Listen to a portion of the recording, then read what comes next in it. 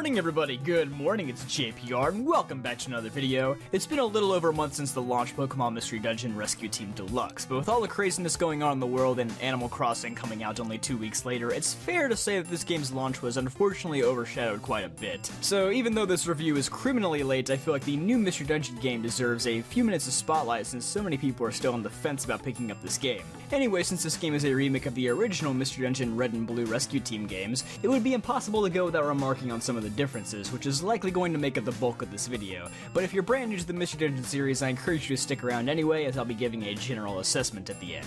Let's start off basic and just talk about the graphics. I love this unique storybook art style that perfectly matches up with the original artwork from Mystery Dungeon. The first two PMD games had such a vibrant and recognizable sprite-based art style, and I feel like the series lost a lot of its identity when it transitioned to 3D. The last two installments just graphically look like any old Nintendo 3DS game, which always seemed a little sad to me. And while this game does reuse the same Pokemon models from the 3DS, they look infinitely better with just some slight texture changes. It looks and feels like Mystery Dungeon should, unique.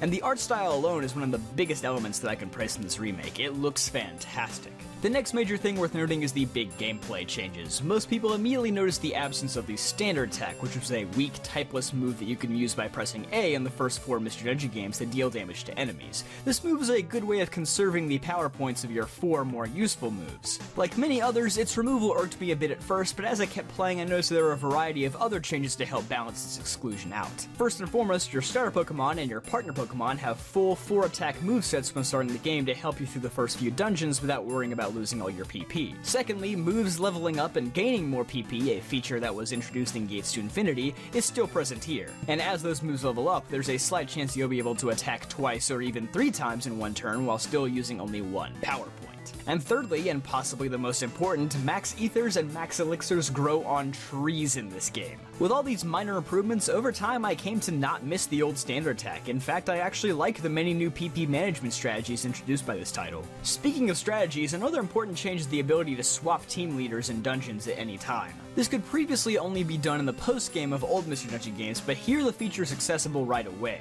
allowing you to overcome a variety of bad matchups by not being shackled to your one-player Pokemon for the entire game. There were actually many points during the game that I had to switch the team leaders around to get myself out of a sticky situation. Also, regarding the teams, you will now not automatically lose a mission whenever you or your partner Pokemon faint in that dungeon. You can continue exploring as long as you have Pokemon available to do so, which makes it a lot less infuriating when my Cyndaquil partner gets sniped from across the room by a rogue Hydro Pump and dies instantly. And dear God, I hope it stays this way for when I have to take Cresselia at a Dark Crater in Explorers of Sky remake. I know a lot of people value the old ways of always having the main character and partner together in a dungeon for story and emotional purposes, but I think this change was for the greater good. Furthermore, you can now only depart from missions with 3 Pokemon on your team instead of 4, but the upside is that you now get to travel with up to 8 whole Pokemon in one squad. To put it simply, you can be a moving monster house now if you want to. But there is a bit of a risk versus reward system in place here. Sure, logically having more Pokemon makes it easier to take down bosses or enemies surrounding you, but in narrow corridors there's always the possibility that one of your teammates lagging behind just gets karate chopped in the neck and there's nothing you can really do to save them. It also really makes you question which team members are worth saving with Reviver Seeds and which are not. One last thing for the teams, I love this little menu that pops up before you depart for a mission where you can manage your lineup, items, and money all at once. This is so much more convenient than doing it all separately, which you can still do if you're a purist. IQ skills have been overhauled, and while I miss them being absurdly broken, it was probably for the best. IQ skills have been replaced by rare qualities, and unlike IQ skills where you could just build a long list of crazy good ones to be active all at once, here you can only have a maximum of 1 rare quality per Pokemon, the trade-off being that rare qualities affect your entire team. Used well, these can still be quite effective, even if not as blatantly overpowered as some older IQ skills. Overall, not a bad change. Now, one change that was quite divisive among veteran fans was how friend areas were handled. Friend areas are now known as rescue team camps, and the big issue many people had with this revision is that you aren't able to actually go and walk around inside the camps and interact with the Pokemon recruits like in the original. This is really just an example of convenience at the cost of charm, but hey, at the very least, this is the only opportunity you'll get to see the original Rescue Team sprites, not just for the Pokemon, but for the entire area in the background. The wonderful sprite work is perfectly preserved, and the original music is wonderfully remixed. I can still see why the change is disappointing in the eyes of many veterans, but if you've never played the original Rescue Team, this is probably just fine, if not better for you. Now let's talk about the new Pokemon and items. Like the original, the game primarily focuses on the first 386 Pokemon from generations 1 through 3. 3, but this game does add in cross-generation evolutions introduced in Gen 4 like Electivire, Yanmega, etc., as well as a handful of other Gen 4 Pokemon like Munchlax, Mime Jr., and Lucario. Not counting Mega Evolutions, Sylveon is the lone non-Gen 4 Pokemon added into the game. It's nothing to write home about, but if one of your personal favorite Pokemon comes from this list, then you'll probably appreciate it a lot. A number of new items are introduced in this game, the most useful ones I found to be a new trio of orbs. The Storage Orb, Bank Orb, and Wigglytuff Orb, which allow you to access Kangaskhan Storage, Felicity Bank, and Wigglytuff's Camp Corner respectively, all of which I would say are quite vital for exploring deep dungeons. There are many other new items introduced with a variety of strategies attached, but I feel like it's best if I just let you experience those for yourself. I feel it's important to mention that despite all these quality of life upgrades and new options presented, a number of these dungeons are considerably buffed up from the original, especially in the post-game. If you're worried that this will be any easier than past Mystery Dungeon games, then don't fret, this game is still plenty challenging to say the least. If anything, I would say it's arguably the most strategic Mystery Dungeon game yet because of the many new options and challenges. There are quite a few boss battles towards the end of the game that really force you to think on your feet, with some battles having multiple stages and shifting terrain. And for any Mystery Dungeon newbies out there, here's just some general Mystery Dungeon info.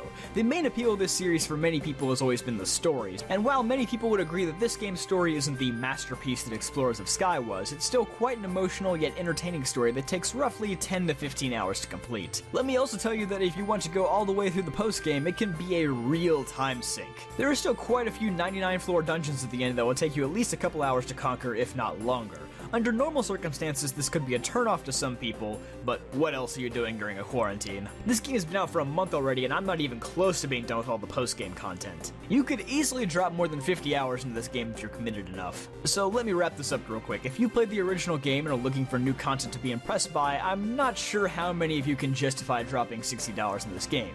Sure, there's a lot of quality of life improvements and a handful of new Pokemon, but by and large, it's the same game. But if you love Mystery Dungeon like I do and are looking for something to do to ease your boredom, then by all means, go ahead. Now, if you've never played the original Rescue Team game, but you have played a Mystery Dungeon title before and enjoyed it, I don't think you can go wrong with this purchase. It's fun, it's hours and hours of content, and I would say it's arguably the second best Mystery Dungeon experience behind Explorers of Sky. And if you've never played a Mystery Dungeon game before and are interested in the series, I would say try out the demo in the eShop first. It's definitely not the full experience, as the beginning of the game is fairly simple, but just try it and see if you enjoy the general gameplay. Dungeon crawlers are often quite divisive. Most people either love them or hate them. Personally, the only thing I hate about Mystery Dungeon is how stupidly broken multi-hit moves are, but other than that, this is by far my favorite Pokemon spin-off series. Give it a try if you haven't already. And the fourth option is to just save your money and buy Xenoblade Chronicles next month. This isn't sponsored, it's just a really good game. That's it for me though. If you enjoyed, be sure to hit that like button and subscribe for more videos like this one. I'll see you guys next time.